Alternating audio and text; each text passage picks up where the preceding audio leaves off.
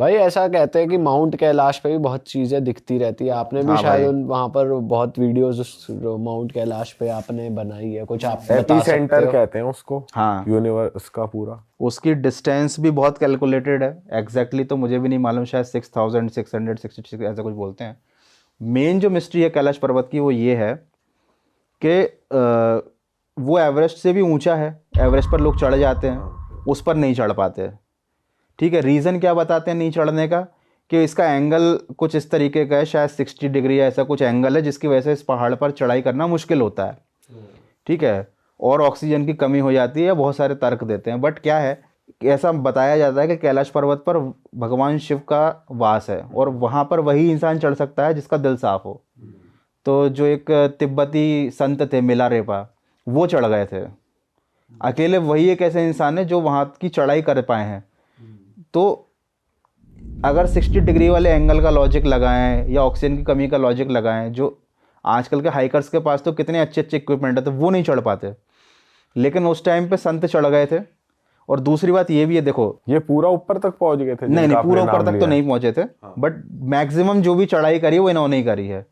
Top पर तो अभी तक कोई नहीं पहुंचा है। लेकिन एक चीज़ और भी है सोचने वाली, कि जब कोई कभी चढ़ा ही नहीं है, किसी को मालूम नहीं, लेकिन हमारे वेदों में या फिर जो किस्से कहानियाँ चलते हैं उसमें कैलाश पर्वत के बारे में सब बताया जाता है कि हाँ भाई यहाँ पर ये है, यहाँ पर एक लोक है, यहाँ पर ऐसा वैसा। तो भाई किसी ने तो कुछ देखा ही होगा ना।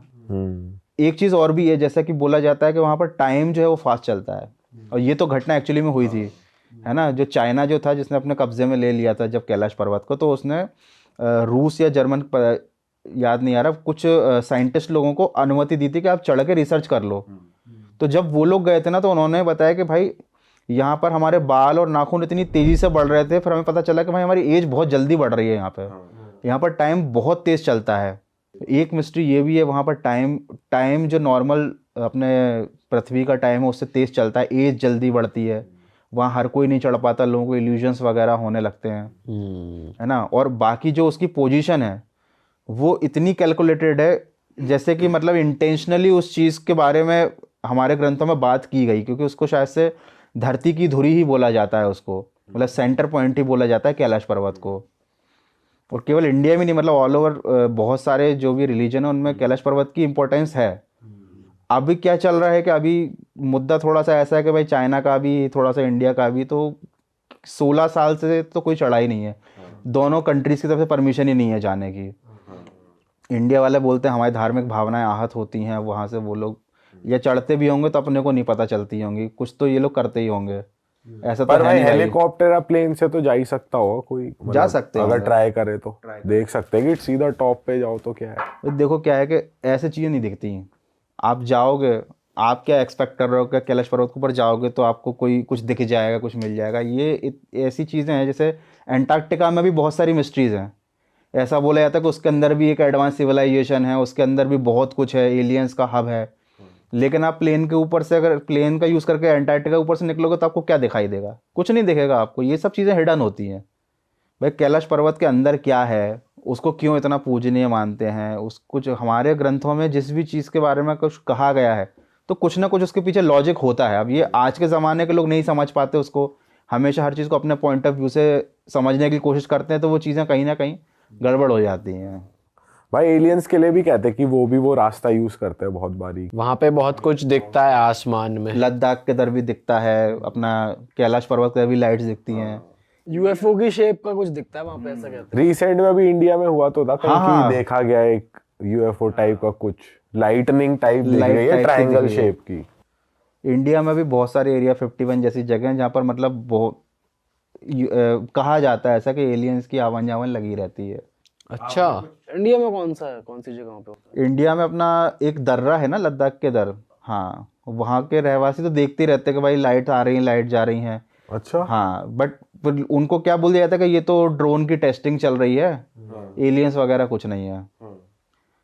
भाई देखो एलियंस, आप मेरे को ये बताओ, अपना यूनिवर्स इतना बड़ा है, केवल हमारा ही सौरमंडल तो वो है नहीं जहाँ पर जीवन है। यहाँ पर 80 लाख से ज़्यादा ही सूरज हैं, छोटे बड़े डॉर्फ सन, और बहुत सारे सौरमंडल है, और कितने तो लाखों प्लैनेट्स होंगे, हजारों भी नहीं, जो बिल्कुल धरती की तरह ही होंगे।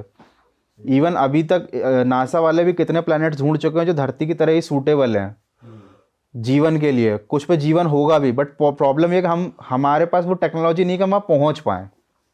कैप्लर वगैरह आपने नाम सुना होगा, वो जीवन के लिए एकदम सूटेबल प्लैनेट्स हैं, धरती से भी बड़े हैं, धरती से भी बढ़िया हैं, लेकिन वहाँ हम पहुँच नहीं सकते, वो इतना दूर है। ठीक, तो जब इतने सारे प्लैनेट्स हैं धरती जैसे, तो इतनी सारी सिविलाइजेशंस भी होंगी ना। वो आज तक हमसे कांटेक्ट कर पाए, ना हम किसी को भी ढूंढ पाए आज तक। ऐसा क्यों है? पर ये तो सुनने में आता है भाई कि जैसे यूएफओ आया, किसी को एब्डक्ट करके ले गया, शिप में ले गए, कुछ ले गए, तो ये सारे किस्से तो आए हैं। और ज़्यादातर तो एरिया 51 यूएस की तरफ ही ज़्यादा सुनने को मिलते हैं कि वहाँ हुए हैं सब। भाई आपकी रिसर्च के हिसाब से जैसे आप ऐसा कंटेंट बनाते हैं, एलियंस क्या एग्जिस्ट करते हैं नहीं करते? आपने कुछ रिसर्च करी है, देखा है ऐसा कंटेंट या फिर कहीं पढ़ा हो? भाई इस चीज़ को बहुत सारे पहलू हैं। सबसे पहला पॉइंट तो ये कि एलियन तो एग्जिस्ट करते हैं, ठीक, but according to Fermi paradox हम सब इतनी दूर हैं और हमारा ब्रह्मांड भी एक्सपैंड होता जा रहा है, तो ना वो हमको कभी टच कर पाएंगे, ना हम किसी और को टच कर पाएंगे। ठीक, दूसरी चीज़ कि हमारे धरती पर जो सिविलाइजेशन है उसे बहुत पहले एलियंस ने ही बसाया है, और एलियंस बाहर से कहीं से नहीं आते, वो हमारे बीच में ही रहते हैं, ज्वालामुखी के अंदर, धरती के नीचे, या फिर समुद्र के नीचे। कुछ ऐसे ही जगह हैं जहाँ पर इंसान की पहुँच अभी भी पूरी धरती में हम कहीं पर भी नहीं है। मतलब देखा जाए तो हम समुद्र का भी 5% एक्सप्लोर कर पाएँ। ठीक है, ऐसे दावे किए जाते भाई अंटार्कटिका में भी कुछ ना कुछ एलियंस के सबूत मिले। बहुत सारी जगह ऐसी हैं जहाँ पर एलियंस हो सकते हैं हमारे बीच में ही, वो धरती पर ही रहते हो, हमारे बीच में आते जाते रहते हो, कभी कभी ट्रैक हो जाते हैं। बहरूपिया बन के भी तो घूम सकते हैं। हाँ, रेप्टाइलियन वाली थ्योरी तो आप सुनी ही होगी कि भाई रेप्टाइलियन थ्योरी में ये रहता है भाई कि वो इंसानों जैसे दिखते नहीं हैं अपने मूल रूप में, रहते तो वो सांप जैसे हैं, मतलब चेहरा उनका सांप जैसा रहता है और बॉडी ह्यूमन जैसी रहती है, लेकिन जब उनको धरती पर आना होता है तो वो इंसान जैसा चेहरा बना लेते हैं, लेकिन कभी कभी वो पकड़े भी जाते हैं। ऐसे बहुत सारे फेमस लोग रहे हैं। एक जर्मन रॉक बैंड था, इसका मेन लीड सिंगर था, जब कॉन्सर्ट हो रहा था उस दौरान एकदम से उसकी आंखें सांप जैसी बन गई थी, और ये बहुत सारे लोगों ने अपने मोबाइल उसमें कैप्चर किया था, मतलब फोन में। हाँ, कुछ सेकंड्स के लिए उसकी आंखें एकदम से रेप्टाइलियन टाइप की हो गई थी। ये सर आजकल भी बहुत सारे इंटरनेशनल आर्टिस्टों की होती है, इंटरव्यू के दौरान उनकी आंखों पे फ्लैश मारा जाता है, पतली हो गई, कभी पतली हो गई, कभी पलक झपकने लगी या कुछ हो गया। हाँ, मैं खुद एक रील देख रहा था, एक मतलब एक कॉन्फ्रेंस टाइप चल रही थी, पॉलिटिकल, पता नहीं यूएस की थी कहाँ की थी। उसमें एक औरत पीछे खड़ी है जो भाषण दे रहा है उसके, और उसकी कैमरे पे उसके दांत चेंज हो रहे हैं, दांतों की शेप थोड़ी शार्पन और हो रहे हैं, उसकी आंखें थोड़ी वैसी हो रही हैं जैसे एक सांप की या रेप्टाइल की होती है। बट इसको ये भी कहा जाता है ना कि यहाँ पे ये लोग एडिटिंग नहीं, मतलब कि जैसे इल्यूमिनाटी को लेकर कहा जाता है कि ये लोग डीमन से डील करते हैं तुम्हारी आत्मा की, तो वो सेटन या डीमन है बेसिकली उनके अंदर, क्योंकि एक बियॉन्से की भी रील वायरल हुई थी जिसके अंदर उसका फेस परफॉर्म करते हुए डीमन जैसा बना था, डीमन जैसा हो गया था। हाँ, तो अब वो रेप्टाइलियन थ्योरी काम कर रही है या ये डीमन वाली थ्योरी काम कर रही है, पता या नहीं फिर चल हम रहा। सभी एलियन, ऐसा भी हो सकता है कि हमने यहाँ आके कब्जा किया हो। भाई देखो, डीमन वाली बात तो बहुत अलग हो जाती है ना।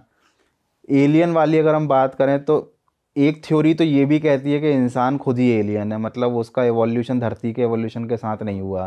अच्छा, उसको मैं अभी आपको डिटेल में एक्सप्लेन करूंगा। और रेप्टेलियन वाली थ्योरी ये कहती है कि ह्यूमंस और सरपेंट ह्यूमंस दोनों एक टाइम पर साथ में ही धरती पर रहते थे, एक दूसरे की हेल्प करते थे। टाइम के साथ साथ वो लोग विलुप्त होते चले गए, या फिर उन लोगों ने अपना रूप इस तरीके से छुपा लिया कि वो इंसानों के बीच में ही रहते हैं, लेकिन वो बताते नहीं है कि भाई हम जिसको बोलते हैं नागदेव, जिसको बोला जाता था अपने यहाँ, उस टाइप के लोग। अभी भी आप थोड़ा सा स्टडी करोगे पता चलेगा कि हमारे यहाँ जितने भी बड़े बड़े जो ग्रंथ लिखे गए हैं या फिर चीज़ें लिखी गई हैं, उनमें इस तरीके के एंटिटीज़ का जिक्र मिलता है जो आधे सांप थे आधे इंसान थे। मंदिरों में ऐसी आपको मूर्तियाँ देखने को मिलेगी, साधु संतों की ऐसी मूर्तियाँ। तो अपर face basically upper body human की रहती है और लोअर बॉडी स्नेक की रहती है। ये उन लोगों की रहती है जो ह्यूमंस के साथ फ्रेंडली रहते हैं। ठीक है, आपने मेसोपोटामिया, मिस्र और इस जगह पर भी आपने देखा होगा, बहुत सी जगहों पर इस टाइप की कार्विंग्स रहती हैं जहाँ पर केवल बॉडी ह्यूमन की है लेकिन फेस स्नेक का है। इस टाइप के जो होते थे वो ह्यूमंस के एनिमी माने जाते हैं। मतलब यहाँ पर भी दो टाइप के होते हैं, जिनका निचला हिस्सा सांप जैसा, ऊपर का इंसान जैसा, वो इंसानों से फ्रेंडली है। अच्छा, दोनों तरीके के हैं। और ये भी बताया जाता है कि धरती में जो पाताल लोग हैं उसके ऊपर रसातल होता है, 7 तल होते हैं धरती में, तो रसातल में ये लोग अभी भी रहते हैं। अच्छा जी। अरे बाप रे। और ये वैसे इनकी गायब होने की वजह नहीं कभी बाहर आ पाई कि भाई यही, अगर ये लोग एग्जिस्ट करते हैं कि भाई क्यों, अगर ऐसा है तो क्यों गायब हुए, वैसे ही क्यों नहीं रहते हमारे साथ अगर जैसे पहले रहते थे, अगर ये सच है तो। भाई देखो पहले क्या हुआ था, अलग टाइप की सभ्यता होती थी पहले। आप देखोगे कि मिस्र के जहाँ पिरामिड्स हैं यहाँ पर इजिप्ट में, वहाँ पर बहुत सारे ऐसे आपको क्या बोलते हैं, पुराने ज़माने के लोग हैं जो किसी का सिर चील गिद्दे जैसा है ना, आधे जानवर आधे इंसान। उस टाइम में ये सब चीज़ें बहुत कॉमन थी, ठीक है, कि भाई आधे इंसान आधे जानवर Body टाइप line के की लोग और रहते face थे, की। वो सब मिलकर रहते, सब प्रकृति के साथ संबंध रखते थे। भारत में भी ऐसे ही होता था। समय के साथ साथ इन सब चीज़ों के लिए लोगों की धारणाएं बदलती चली गई, है ना। लोग इनको अपना दुश्मन मानते चले गए। ह्यूमंस की जो आबादी है वो बढ़ती चली गई और इस टाइप के लोगों का महत्व ख़त्म हुआ, इस टाइप के लोगों की वैल्यू ही नहीं रह गई, है ना। और ये जो लोग हैं ना, इनका मेन पर्पस ये नहीं था कि इन इंसानों के साथ रहना है। इंसान अपना अलग रह रहे थे, ये अपना ज्ञान और वो चीज़ें शेयर करते थे इंसानों के साथ, वो भी उनके साथ जो कि चुने हुए होते थे। ऐसा नहीं कि स्कूल या कॉलेज खोल रखे हैं रेप्टिलियन ह्यूमंस ने या सांपों ने, है ना। वो गुरु होते थे, है ना। जैसे पतंजलि गुरु के बारे में भी बोला जाता है, जिन्होंने योग शास्त्र लिखा था, कि भाई वो आधे इंसान थे आधे नाग थे। अच्छा। हाँ सर ये तो पहली बार सुना है, क्योंकि अभी तक तो यही सुना था वो ऋषि मुनि थे और नॉर्मल इंसान की तरह ही थे। भाई देखो, जिन लोगों को ये चीज़ हजम नहीं होती, कुछ लोगों की धार्मिक भावनाएं आहत हो जाती हैं, तो वो कहते हैं कि नहीं नहीं ऐसा कुछ नहीं था, वो तो ऋषि थे, है ना। जो योग है, योग की सबसे पहली योग जिसने बनाया था वो थे आदिनाथ, भगवान शंकर। लेकिन उन्होंने कोई पुस्तक नहीं लिखी थी। भगवान शंकर का नागों के साथ क्या संबंध है सभी जानते हैं। और पहला ग्रंथ जो योग पे लिखा गया था वो महर्षि पतंजलि ने लिखा था। और पतंजलि महर्षि के बारे में बोला जाता है कि भाई वो आधे इंसान आधे नाग थे। ये लिखा हुआ है हमारे ग्रंथों में, ये लिखा हुआ है। और आप बहुत सारी प्राचीन मूर्तियां देखोगे मंदिरों में महर्षि पतंजलि की जो हैं, वो देखते ही समझ जाओगे कि भाई ऊपर से वो जो है वो मनुष्य हैं योगी जैसा, नीचे से उनका धड़ जो है वो सांप जैसा है। एक जगह मैंने ये भी पढ़ा हुआ था, योग का ही कोई ग्रंथ है, उसका हिंदी में ट्रांसलेशन था कि जो महर्षि पतंजलि जब पढ़ाते थे तो वो पर्दे के पीछे छिपकर पढ़ाते थे। अच्छा। जब योग की शिक्षा देते थे, क्योंकि उन्होंने ही कंपाइलेशन किया था योग शास्त्र का, जो आज के ज़माने में योगा नाम से प्रसिद्ध हो गया बहुत ज़्यादा। तो वो पर्दे के पीछे छिपकर पढ़ाते थे। और अगर एक बार ऐसी घटना हुई थी कि पर्दा गलती से हट गया था, तो जो पढ़ने वाले थे वो तो सारे ह्यूमंस ही थे, क्योंकि वो उनको योग की शिक्षा दे रहे थे। तो जैसे ही पर्दा हट गया तो कुछ ऐसा नज़ारा सामने आया, तो महर्षि पतंजलि के जिह्वा में हज़ारों फन थे, ऐसा लिखित में है, हज़ारों फन थे। तो उन्होंने उससे अग्नि निकाल कर उस पूरी जगह को भस्म कर दिया। अरे तेरी। और उन बच्चों को भी जिन्होंने देख लिया था। सब भस्म कर दिया, सब खत्म कर दिया, कोई नहीं बचा। अच्छा। तो ये सब चीज़ें क्या हैं, आप जितना ज़्यादा डीप में स्टडी करोगे ना, आपको अलग अलग चीज़ें पता चलेंगी। आप मंदिरों में जाओगे तो आपको यूएफओस वगैरह बनी दिखेंगी, आपको ऐसे लोग बने भाई दिखेंगे। मंदिरों में ऐसे भी कार्विंग्स है कि किसी का सर है और वो एलियन जैसे हम देखते हैं कि यहाँ से बड़ा सर है, यस तो वो ऐसे भी चीजें फिगर्स कार्व्ड है मंदिरों में। वो मंदिरों में नहीं, वो तो फिर आपने मेसोपोटामिया के टेम्पल्स में देखे होंगे, क्योंकि अपने मंदिरों में कभी भी स्कल्स की कार्विंग नहीं होती है, हाँ। है ना। हमारे यहाँ देवी देवताओं की कार्विंग्स होती हैं, ठीक है, जहाँ पर मतलब चित्रों के द्वारा ही संदेश दिया जाता है, पूरी चीज़ें बताई जाती हैं। तो ये सब चीज़ें विलुप्त हो चुकी हैं। तमिलनाडु में एक ऐसा गांव है जहाँ पर क्या है, बहुत छोटे छोटे घर हैं सांप के बिल जैसे, तो उसके अभी वो खाली पड़े हुए हैं। तो लोकल्स बताते हैं कि पहले यहाँ पर ऐसे लोग रहते थे जो सांप जैसे थे, उनके घर हैं बिल जैसे, तो वो इंसानों के साथ ही रहते थे और अपना नॉलेज शेयर करते थे। हाँ। वैसे जो ये मैन इन ब्लैक वगैरह वाली जो मूवीज है उसमें भी यही दिखाते हैं कि वो एलियन सांप जैसे से होते हैं और बॉडी ह्यूमन की ले लेते हैं और उनका मुंह कैसा भी होता मुंह हट जाता है उनका, तो वो हो जाते हैं सांप से बन जाते हैं। पता नहीं क्या है ये कॉन्सेप्ट भी वहीं से मतलब ही जैसे जैसे धुआं उठता है तो कोई ना कोई बात रही होगी इसके Definitely। पीछे। और आपने ये भी कहा कि हो सकता है कि हम बाहर से आए हों, इसके पीछे भी एक लॉजिक है। हाँ जी, इसके पीछे बहुत स्ट्रांग लॉजिक है। बताओ सर। देखो क्या है कि धरती पर जितने भी जीव हैं, जीवित लोग हैं, जीवित में मतलब कीड़े मकोड़े पक्षी जो भी हैं जानवर, वो सब एवोल्यूशन के साथ साथ साथ अपने आप को धरती के हिसाब से चेंज करते आए हैं भाई, ठीक है। जो पहले मछली नहीं थे वो पानी में रहने लगे, धीरे धीरे मछली बन गए। जो जो पानी में रह के बाहर आए उनके पंख निकल आए। एवोल्यूशन बहुत सैकड़ों हज़ारों सालों में हुआ, सबकी अपनी अपनी चीज़ें चेंज हुई, तो वो प्रकृति के साथ जुड़े रहे। उनके अंदर प्रकृति वाले गुण हैं, जैसे कि सांप के अंदर गुण है कि वो धरती पर चलता है तो उसे कितने 20-30 किलोमीटर दूर से अगर भूकंप आ रहा होता है ना, तो उसको पहले पता चल जाता है भूकंप आने वाला है ना। जो व्हेल मछली है वो भाई कम्युनिकेशन कर लेती है अल्ट्रासोनिक वेव से समुद्र के अंदर। पक्षी होते हैं वो बिना किसी फ्लाइट, बिना जीपीएस सिस्टम के, धरती से जुड़े जीपीएस से वो एक कॉन्टिनेंट से दूसरे कॉन्टिनेंट सफर कर जाते हैं, वो रास्ता नहीं भटकते हैं, है ना। हाँ भाई, जानवरों के कहा जाता है कि जीपीएस होता है। जीपीएस होता है उनका नेचुरल, क्योंकि हर जानवर की क्वालिटी होती है और वो प्रकृति में चेंजेस नहीं करते, प्रकृति के हिसाब से खुद को ढालते हैं, है ना भाई। जो जहाँ मिला वहाँ के हिसाब से खाना शुरू कर दिया, वैसे उनके बाल निकल आए, है ना, वैसे उनके सींग आ गए या सींग विलुप्त हो गए। लेकिन इंसानों के साथ पूरी दुनिया में ऐसा कहीं नहीं होता कि वो वहाँ के माहौल के हिसाब से विलुप्त एडजस्ट हो जाएं। पर कहा जाता है ना पहले बंदर थे, जैसे जो एवोल्यूशन उसमें दिखाया है कि वही भाई पहले वो उस पर भी बात करेंगे, वो भी मैं आपको बताऊंगा। बढ़िया मज़ेदार चीज़ है कि एप्स से, बंदर से तो नहीं, एप्स से अपन वो बने। हाँ, डार्विन्स थ्योरी के अकॉर्डिंग इंसान बने, है ना। लेकिन देखो अगर वो थ्योरी सही होती है ना, तो हमारे अंदर कुछ तो ऐसे गुण होते जो धरती से जुड़े हुए होते हैं। हमारे अंदर ऐसी क्या क्वालिटीज़ है, हमें हर इंसान ने हमेशा प्रकृति को अपने हिसाब से ढालने की कोशिश की है। प्रकृति के हिसाब से वो कभी नहीं ढला है कि भाई यहाँ नेचर ऐसा है, चीज़ें ऐसी, रिक्वायरमेंट ऐसी, बोले नहीं नहीं। बर्फ़ में रहने वाला जानवर बर्फ़ के हिसाब ढल जाता है, लेकिन इंसान वहाँ पहले घर बना लेगा, पहले आग जला लेगा, पेड़ काट देगा, सड़कें बना लेगा, जीपीएस चाहिए उसको, हर चीज़ आर्टिफिशियली बना रहा है वो, क्योंकि नेचर में हर चीज़ मौजूद है लेकिन वो उसका इस्तेमाल नहीं करता। दूसरी, ये पहला पॉइंट है कि इससे पता चलता है कि इंसान का जो एवोल्यूशन है वो धरती में बाकी जीवों के साथ नहीं हुआ है, वो बाहर कहीं से आए हैं। 2 पैरों पर चलने वाला इंसान ही है, जिसकी रीढ़ की हड्डी में हमेशा दर्द रहता है, पीठ में दर्द रहता है। क्यों रहता है? क्योंकि 2 पैरों पर चलना धरती की ग्रेविटी के हिसाब से बहुत अननेचुरल है। इसी की वजह से सबसे ज़्यादा बोन का पेन्स का जो बोन में पेन की जो प्रॉब्लम होती है वो ह्यूमंस को होती है, किसी भी और जानवर को नहीं होती, क्योंकि उनका स्ट्रक्चर धरती की ग्रेविटी के हिसाब से एडजस्ट हो चुका है, ढल चुका है। भाई लेकिन जैसे आप कह रहे हो कि चलो कोई बर्फ में रहने वाला जानवर है, उसके पास नेचुरली ऐसे हेयर है कि वो ठंड में सरवाइव कर सकता है, जो भी उसकी बॉडी का अडाप्ट कर लेती है।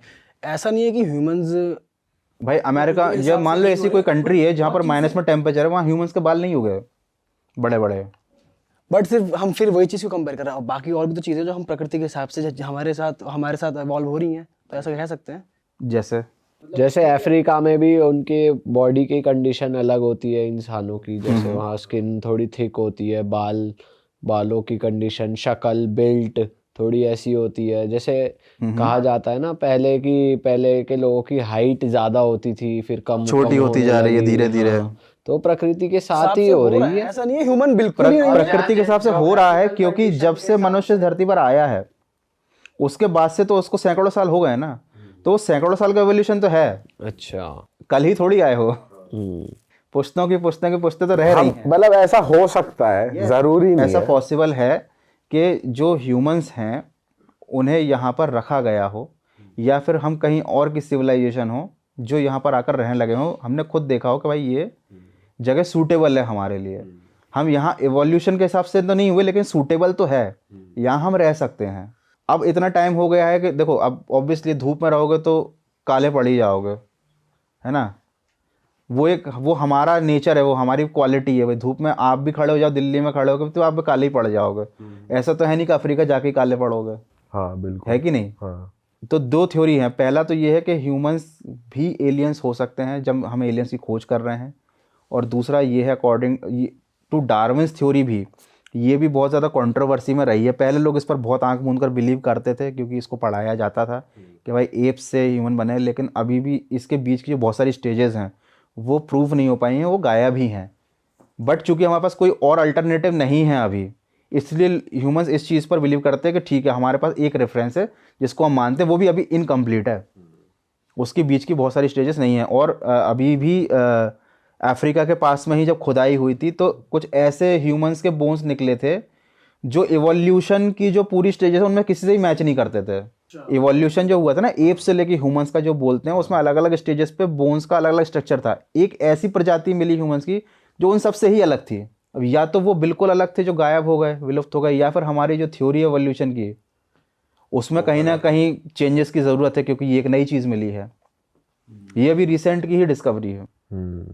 तो मतलब ऐसा भी हो सकता है जो वो एक इंस्टा पे रील वायरल हो रही है कि मार्स से हम लोग यहाँ पर आए हैं। हाँ, मार्स पे कहते हैं कि एक एक्सप्लोजन, न्यूक्लियर वॉर चल रही थी वहां पे, तो वो तबाही हो रहा था पूरा एक तरीके से, और लोग तो यहाँ कुछ गए। लोग एक बच बहुत के फेमस यहाँ केस आए। भी है, एक बच्चा था वो ये दावा करता था कि मैं मार्स से आया हूँ। अच्छा। मैं मतलब मेरा पुनर्जन्म हुआ है लेकिन मैं धरती पर पैदा हो गया, मैं मार्स का रहने वाला हूँ। तो उससे पूछा गया कि भाई मार्स में जब तुम रहते थे तो कैसा क्या था? तो उसने बताया कि जब हम मार्स पर रहते थे तो हम धरती पर आया करते थे, ठीक है। तो हम जिस टाइम पे आते उस टाइम पे जो पिरामिड्स हैं उनका कंस्ट्रक्शन चल रहा था। ये उस लड़के ने बताई बातें। कहाँ का है लड़का? ये मेरे को देखना पड़ेगा, याद नहीं आ रहा, बहुत पुराने किस्सा है। कोई से गांव का तो नहीं? यही है तेरे गांव का। यही है, बागपत का है। तो भाई उसने बहुत अच्छी इन्फॉर्मेशन बताई। उसने बोला कि हम कैसे मान लें कि भाई कंस्ट्रक्शन चल रहा था। तो उसने बोला कि पिरामिड के इधर जो एक स्ट्रक्चर बना हुआ है ना, बिल्ली टाइप की बैठी हुई है, बोले उसके कान के इधर से एक सीक्रेट एंट्रेंस है। तो जब उस चीज़ के अकॉर्डिंग जांच की गई तो भाई वाकई में वो जो स्ट्रक्चर कांच के अंदर से एक सीक्रेट एंट्रेंस निकला उसके अंदर जाने का।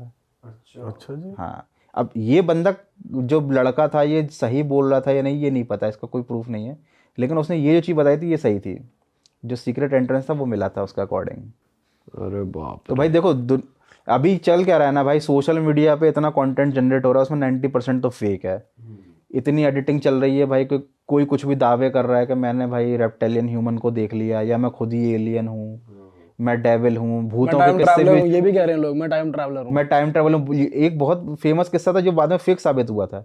एक बंदा था यूएस का, उसने प्रूव किया था कि मैं टाइम ट्रैवल हूँ, मैं गया और खुद से ही मिल के आया। हाँ। उसने अपनी सेल्फी भी डाली थी। शुरुआत में लोगों ने बहुत बिलीव किया, बाद में पता चला कि ये सब फेक था।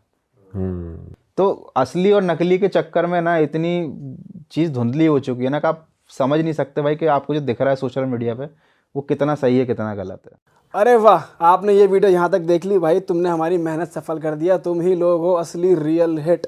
और अगर आपको बहुत मजा आ रहा है ऐसी क्लिप्स में, ऐसी वीडियोस में, तो फटाफट जाइए प्लेलिस्ट पे, बिंज वॉच कीजिए, सारी वीडियोस देख डालो और मौज काटो। That is it. हम मिलेंगे नए पॉडकास्ट में, नई क्लिप में। Till then bye bye, see you, take care, do subscribe. Best of real talk only. Okay, bye bye.